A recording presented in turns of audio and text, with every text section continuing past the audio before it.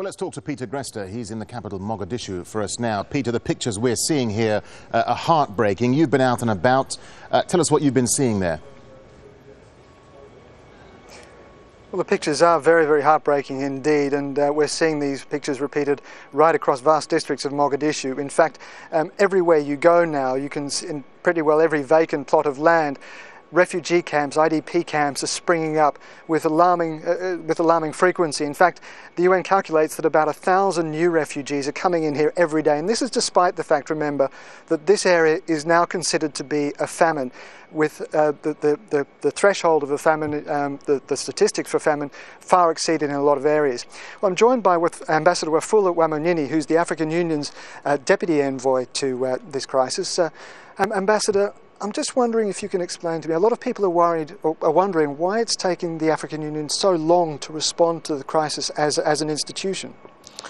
The African Union has not taken long. It's taken measures to ensure that there is delivery of aid to the people who are displaced. We in AMISOM are trying all we can to ensure that we facilitate delivery to the people in need. But the African states themselves have been conspicuously absent in their involvement in this. We are appealing to the African countries and the international community to come together now. It is time that they came together, as the African Union, of course, has indicated by the planned pledging conference. The African countries and the international community are called upon to come together now and help the people of Somalia. You say it's time, though, but isn't it a bit late? I mean, the warning signs for this were being flagged over a year ago now, and the rest of the international community has already had its pledging conferences and is way ahead on you. Well, I agree with you. There are warning signs, but now is not time. We want to look for blame. The World Food Programme, the UN's body, is working very hard day and night, plus other agencies, to ensure that there is aid delivery.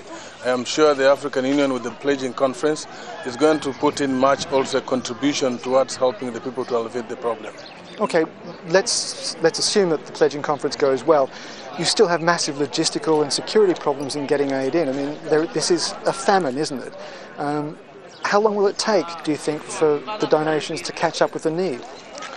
I'm sure it wouldn't take long, and this is a crisis where we're trying to find a solution.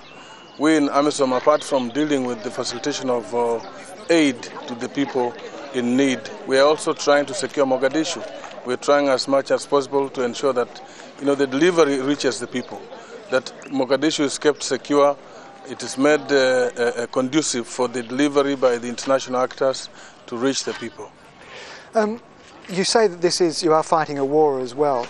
How much of this conflict, how much of this crisis rather, depends on your capacity to deal with that political and security crisis, the battle with Al-Shabaab, in other words? Well, it is quite a challenge.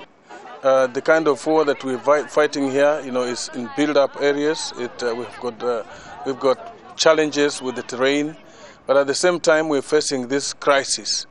So we are faced with two fronts that we are fighting.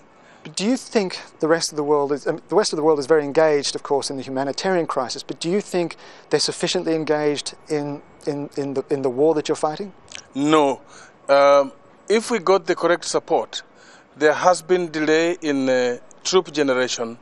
There has been delay in securing equipment for the troop contributing countries. There has been delay even in funding for the troops. So we have been appealing also that now we are faced with the issue of the crisis, humanitarian crisis, but at the same time also we need equipment, we need facilities, we need to support the funding for the troops in order to secure Mogadishu. If it's not made secure, even the delivery of humanitarian aid will not be possible. Okay, Ambassador, thank you very much. Ambassador Wafula Wamunyinyi from the African Union.